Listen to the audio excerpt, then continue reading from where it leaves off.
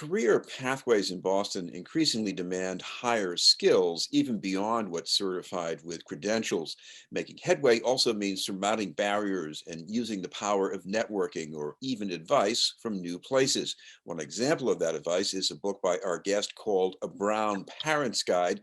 Preparing our children for employment in the 21st century. It's also a sequel to a pocket guide for brown girls.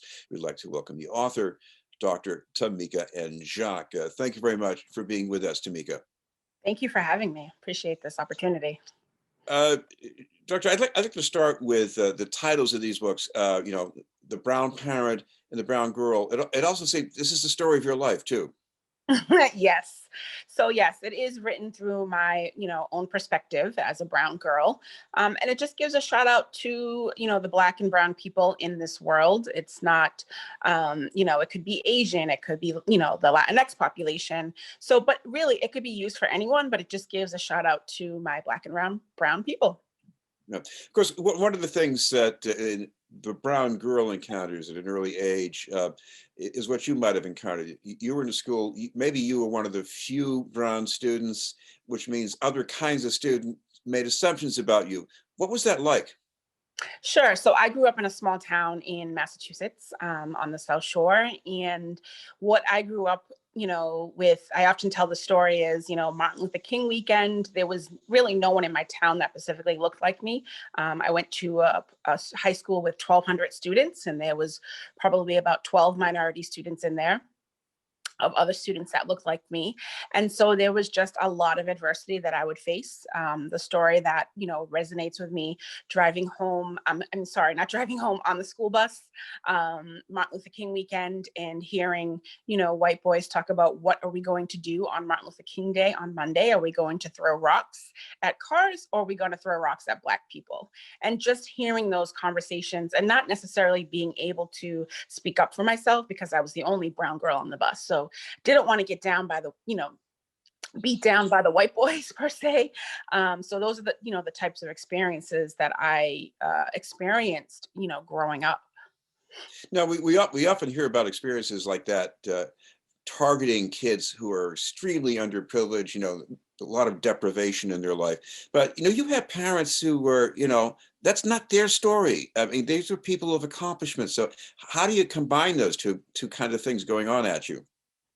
Yeah, well, I think that my parents instilled in me that people are not going to like you for your skin color, right?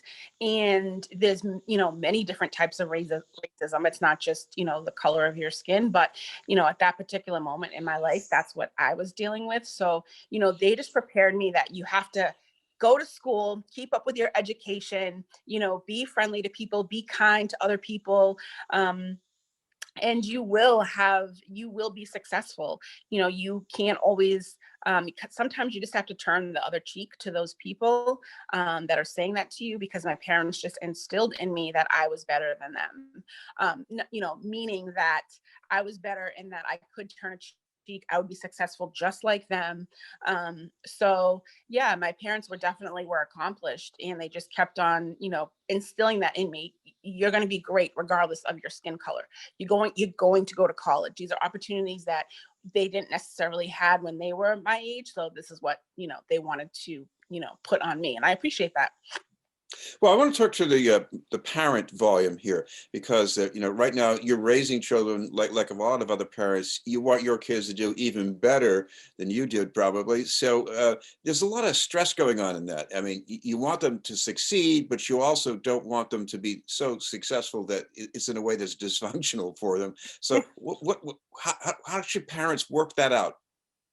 I think, instead of talking at their children, talk with them to see what are their interests that, they have right now. I talk about in my book doing a vision board with children, no matter if they're age 5, age 6, because if you think about it, we do around, holidays, for example, Christmas, we ask our children, what do you want? Right. And they give us a list of what they want if you celebrate Christmas. And I encourage parents to do the same thing. Where do you see yourself?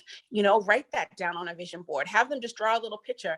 I mentioned in the book, my daughter, she wants a pool, and so she presented me with a picture of a pool because she understands the value in vision boards. She sees me doing vision boards and seeing how they are coming true. So I think it's just a matter of not talking at your children, but talking with them to understand where they are. Say if they're 5 years old, to understand that their dream at that point might just be to go play in the sandbox for 2 hours a day, and talking to them about how playing in the sandbox, you're meeting new friends, you're networking per se, you're seeing what others like, you're being kind, you're being friendly. So it's really just talking with them, no matter what age, to see where they are and to see, what some of the things that they're observing around them. Right. So, my daughter sees me put on perfume every day, for example. She wants to put on perfume. And I think a lot of children are already mocking us, but it's just to be intentional about conversations that we have with them. Well, so children imitate, don't they? They absolutely do. And, I think that's great to encourage that imitation, but also encourage them to think strategically on their own. So, as I said, my daughter sees me put on makeup every day. She sees me put on perfume. And I've had conversations with her. Well, what would you want to own of your own? And why can't mom, can we do a lipstick line or can we do a lip gloss line? So I think that they imitate you, but you can also put new ideas in their head of ways that they can make money. And I know a lot of children, a lot of parents give chores, but that's a start to it. Save your money, then we can invest it, pick up the trash on Saturdays and throw it in the big trash, go around in the bathrooms. That's what we have, our children do. So just teaching them like the value of a dollar and what it means and how to make that dollar grow so that when it is ready for them to buy, their house, or as my daughter says, I don't want a house like yours, mommy, I want a mansion. That we're already teaching her, okay, this is what it's going to take to get a mansion. So let me pull you aside. I think it's important to listen to those clues because our children give us clues when they speak. And we just need to our ears just need to be a little bit more open about those clues. Well, if children imagine themselves based on what they are allowed to see, how do you get them to see some other things that might stretch their imagination? I mean, do you have to go way outside the community to do that? Or are there places even within the community that if a parent uses some imagination, they can see how that would help? Yeah, I think that you can go in right inside of your community. And I mean, you can go outside of your community as well. I think the inside, your community is always the best place to start because then you meet people, you hear them talk, you start to hear what they might have. And it's not that you're trying to keep up with them, but meeting new people and having people that, necessarily don't look like you really exposes you to conversations that maybe your parents are not having. So, I think of for me growing up in a small town, I went to a university in the Boston area, and that just exposed me to so much more than what I had known, beyond my driveway. Right.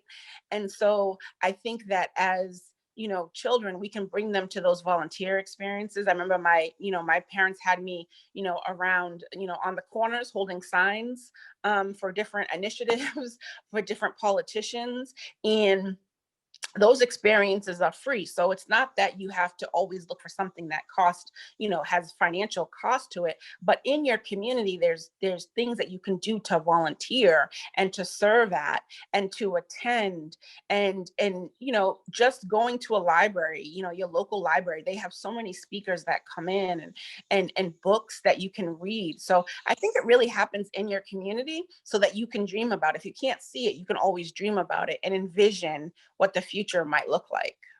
No, the networking part, I know that people should know something about that by the time they're in college at least. But if you're a parent, you've got a kid who's approaching adolescence, what do you do there about the capacity for good networking? Yeah, I think, for good networking, it's depending on the profession that you want to get in, I think to start by volunteering with what you would like to do. So, I give this example in the book of someone that is trying to career transition into photography. So I think we can apply that same method to our children. If you can see that your children like to take pictures, have them volunteer in an animal shelter. Take pictures of the animals. If they're good at social media, post the pictures, and then they're starting their network because they're meeting the people that are at that, let's say, animal shelter. people are commenting on those pictures and, making sure that their name is, Tamika took the picture, or whoever it is that took the picture, and they're establishing some of their references, right? So you can be 16 and volunteer somewhere and still get a reference from the people that are in charge of wherever you're volunteering, and just explaining that to your child, how that volunteer work eventually goes on your resume.